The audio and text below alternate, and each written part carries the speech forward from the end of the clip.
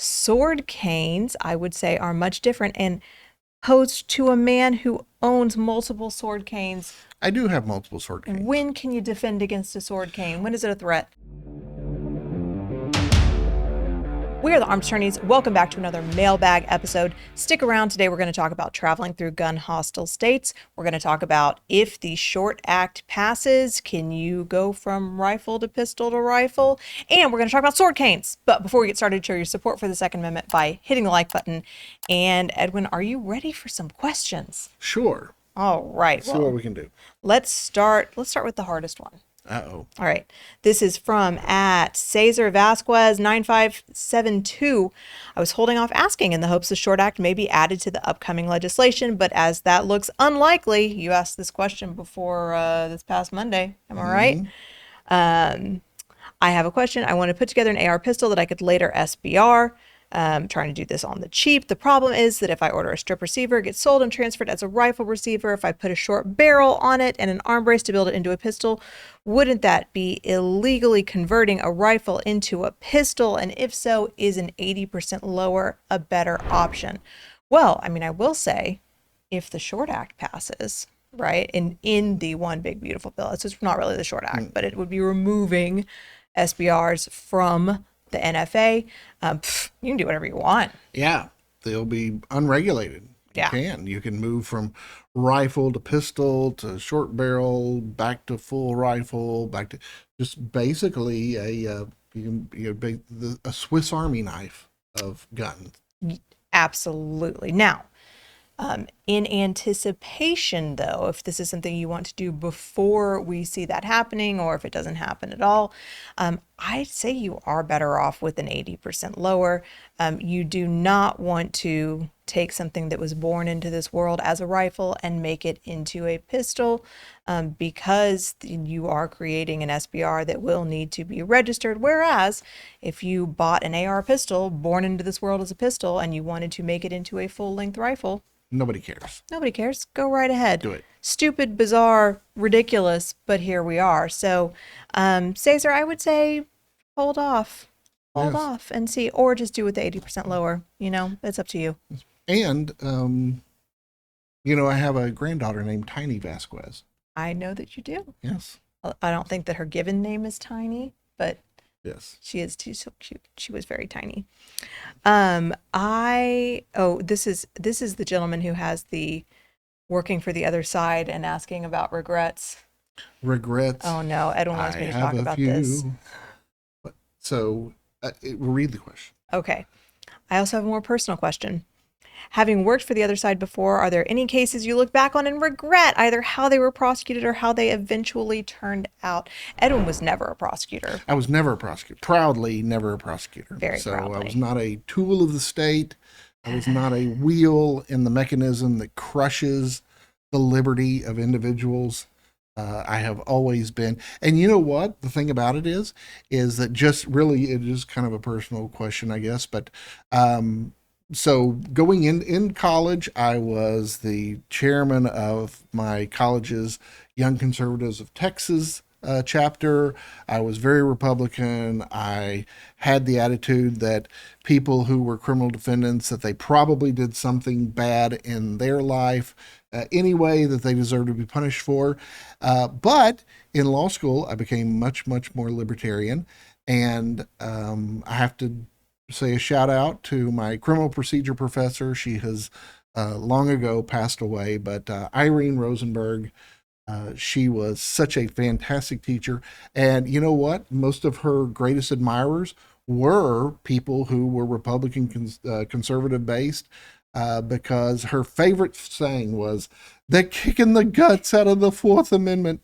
And it turned out to be absolutely true. And that is one of the reasons that I said I don't want to ever be in the position to kick the guts out of the Fourth Amendment. You should never kick the guts out of the Fourth Amendment. You, on the other hand... I was a tool of the state. Not only that... Not as big a tool as Richard was of the state. Well, I think people can tell that just by looking at him. But go ahead and tell them you're one of your greatest accomplishments. Oh. Such a good lawyer. Emily is such a good lawyer.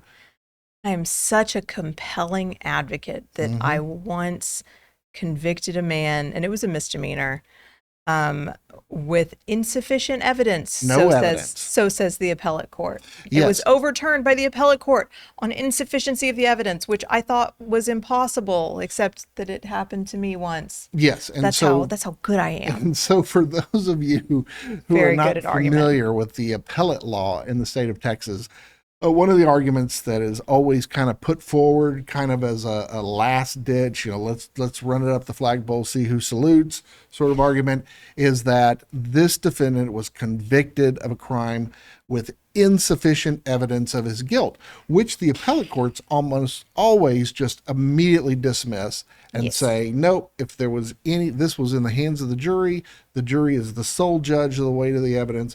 And if there was enough evidence for the jury to find him, then that argument is no good. That argument never wins, except in the case where she convicted a man with insufficient evidence, and did they reverse and render on that? They reversed and rendered. Reversed and rendered means this man is so innocent, we don't even have to try him again. No. We are rendering him not guilty without another trial. Not my finest moment. Although I mean, it's not like I thought he was. Well, you were just doing your job. I was doing my job. In fact, I was ordered to try that case. I was just following following orders. orders. I was ordered to try that case by my bosses because this man had made so many false reports to the police and was such a thorn in their side that I wanted to kick it to the curb. And they said, absolutely not. You have to take this case to trial. So I did. And I made my best arguments, which apparently were too good. They were too good. So, double-edged sword. Convicted an objectively innocent man, but that time he was. Demonstrates what a powerful advocate that she is. Yeah. All right. And we have at Big Cat Operator. Hello again. I like this guy. We answer his questions a lot. Oh, okay. It's good questions. Big Cat Operator. Hey guys, normally my questions are a little cheeky. That's why we like them. But this one's going to be British? rather serious. How would I know that? How would I have that Because information? cheeky is a British term. Anyone could say cheeky. Cheeky monkey. Cheeky. I'm taking a job in Wyoming and I'm going to be traveling from Texas. My question is, I have to cross two different Second Amendment aggressive states, namely Colorado and New Mexico. Oh, I do not envy that. I know at some point I'll just stop in these two states to get fuel, and unfortunately that restarts my starting point in these unfriendly states. How can I handle this with the firearms I carry with me? I am an LTC holder, if that makes any difference. So, let's go. Okay, well, New Mexico, actually, you should be fine. Colorado, what firearm are you taking into Colorado? Colorado does have some bizarre laws, but keep in mind that if you are in compliance with, with FOPA, then you should be okay. So try not to spend a whole lot of time in Colorado. If you can make it through without stopping, which you probably can't, you will have to stop for gas, I'm assuming, at some point.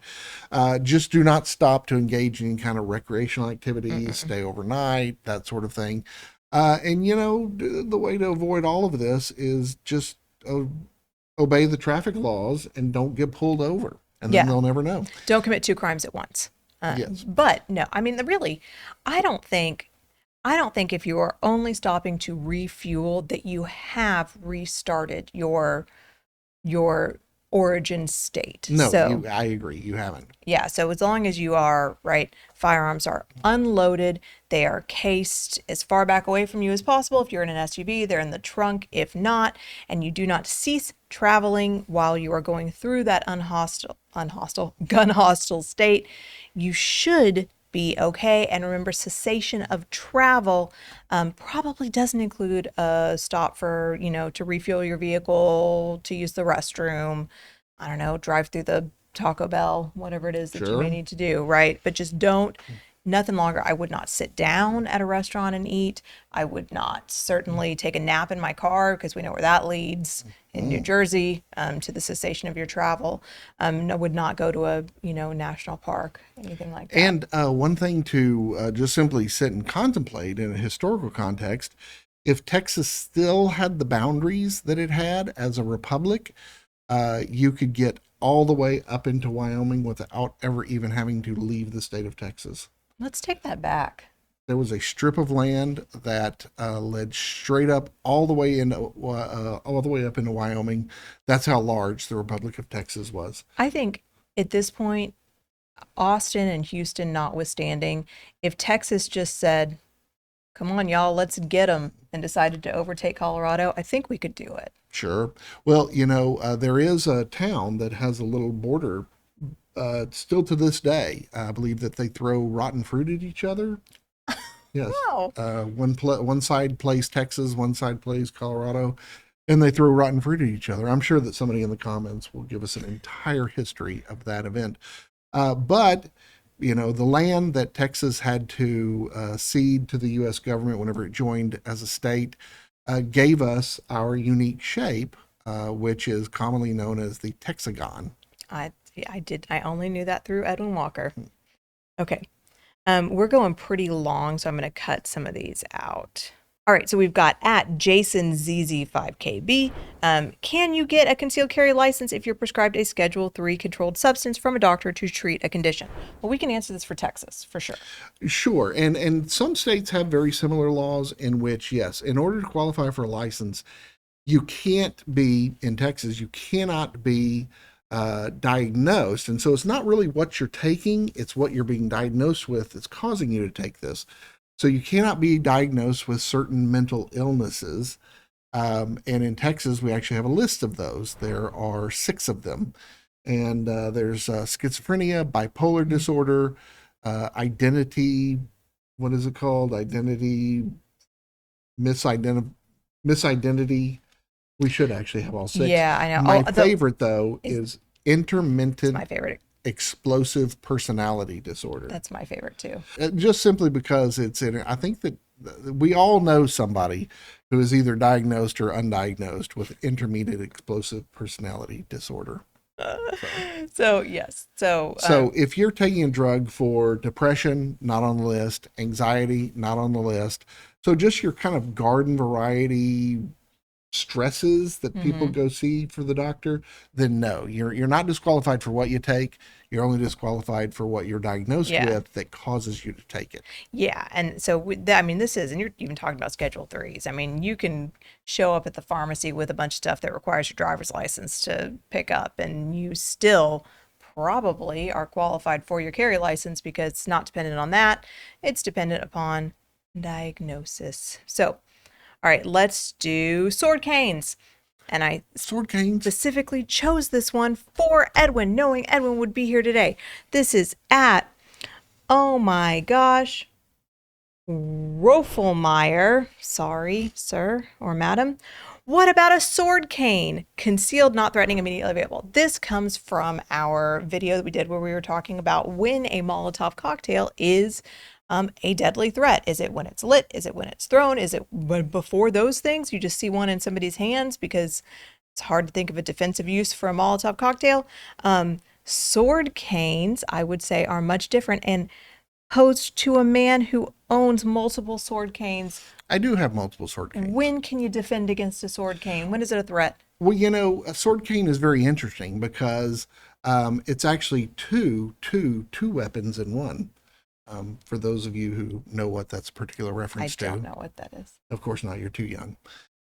So obviously when it's a cane and somebody's using it to walk, it's used for its intended purpose. However, when you pick it up, in which I have sword canes that have brass handles, I have sword canes which have stone handles, and so if you're swinging it at somebody, it's a club. So it's a club, it's a weapon.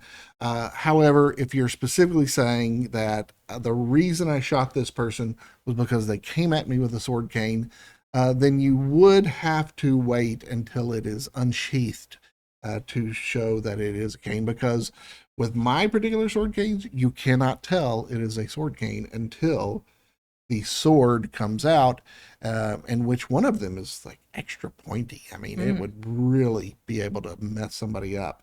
So yes, once you're, if you could argue that, look, I thought it was a cane, but he was using it as a club, fine. Then, once it is unsheathed, then the sword, I would say, is probably more of a per se deadly weapon. Sure. And at that time, but you would have to wait. So if they're just like, hey, buddy, back off, you may not know it, but this is a sword cane, probably can't do anything until they do either start swinging at you as a club or produce the sword part to try to stab you or cut you with it as a deadly weapon. Edwin took particular delight in his sword cane while it was still an illegal knife Illegal, in yes. Texas, In was Texas, swords are years ago. prohibited. Statute of Yes. limitations is run on that one, guys. Don't Oh, worry, we yeah. can talk about it now. Carry it around and say, I have a sword, and there's nothing you can do about it. Well, I think we had more questions, but we've been talking a long time. So let's go ahead and wrap it up there. We'll put the next ones on next week's video. We hope you enjoyed this discussion. If you did, please consider subscribing, hitting the like button, and help us fight the anti-2A algorithm by sharing this video. And please leave us more questions here. This is where we look to find questions for next week. Until next time, we're the Armed Attorneys.